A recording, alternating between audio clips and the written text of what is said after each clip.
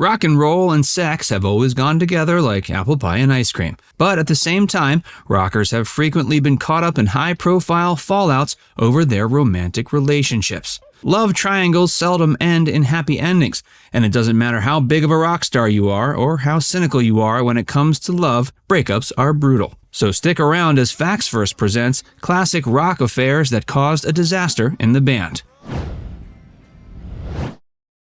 George Harrison, Eric Clapton, and Pattie Boyd. In 1964, George Harrison met 19-year-old model Pattie Boyd on the set of the Beatles' first movie, A Hard Day's Night. The Liverpool native found himself immediately smitten with Boyd, and the pair were married a little under 2 years later. While they remained fairly happy together through the 60s, with Harrison even writing the classic song Something about her, unfortunately their marriage began to fall apart by the end of the decade. Right around that time, Harrison became close friends with Eric Clapton. It didn't take long for Clapton to also fall head over heels in love with Boyd. He eventually confessed his feelings to George and Pattie. Initially, Boyd refused Clapton's advances. This sent the cream rocker into a deep, dark, drug-fueled downward spiral.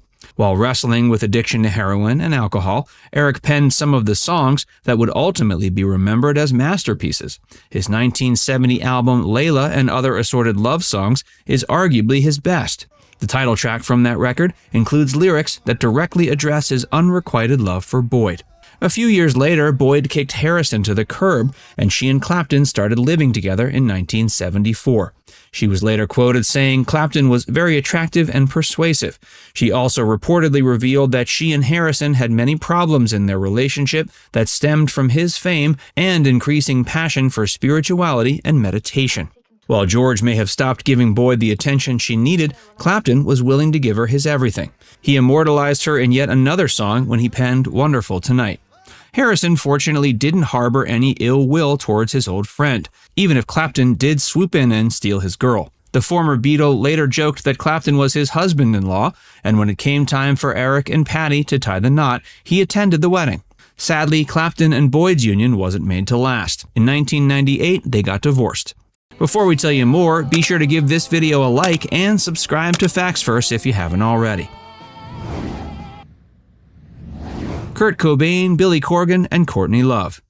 Courtney Love and Kurt Cobain notoriously had one of the most chaotic relationships in rock music history. And while most people are familiar with how volatile their dealings were, you might not be aware of how Courtney's romance with another iconic alternative rock band frontman actually led to Cobain and her getting together. Courtney first met Kurt when she was still dating Smashing Pumpkins bandleader Billy Corgan. The two met after one of Billy's shows. Courtney developed a massive crush on the Nirvana co-founder, and the two started dating 8 months later after she and Corgan parted ways. Keith Richards, Brian Jones, and Anita Pallenberg. The Rolling Stones are one of the most iconic bands of all time, and the band members' affairs were likewise also somewhat iconic. Anita Pallenberg started dating Stones bassist Brian Jones in 1966. At first, the two were inseparable. They even started dressing alike. They quickly moved in with each other, but that's when cracks started forming in their relationship. Keith Richards also moved in with them, and Jones, not surprisingly, became very jealous, enough that Anita began to feel suffocated by him. After deciding enough was enough, Pallenberg left Jones. She then took a trip with Richards and started dating him not long after. Their romance ended up lasting 13 years, and even somehow managed to survive Pallenberg hooking up with Mick Jagger on one occasion. Keith later told Rolling Stone, after he and Anita broke up, that he thought of her as being a great woman and a fantastic person he still loved. Joni Mitchell, Graham Nash, and David Crosby. David Crosby met folk singer-songwriter Joni Mitchell in Florida in 1967. It was at one of her shows after Crosby had left the Byrds. He found himself immediately attracted to her beauty, talent, and personality, and managed to convince her to travel with him to LA, where he scored her a record deal. Crosby and Mitchell dated on and off for quite some time before Joni met Graham Nash. When they met, Graham and David had yet to form their group, Crosby, Stills, and Nash. Sparks just seemed to fly whenever Mitchell and Nash were together. Their chemistry was undeniable.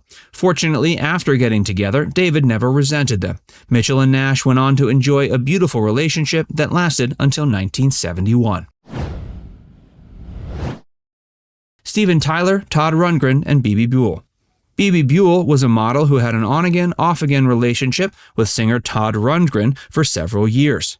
In between one of their breaks, Buell started having an affair with Aerosmith's Steven Tyler. After they spent some time together, Buell went back to Todd. But after he found out she had gotten pregnant and didn't know whose child it was, he was naturally quite upset. Despite everything, after Liv Tyler was born, Todd stepped up to the plate and assumed the role of her father.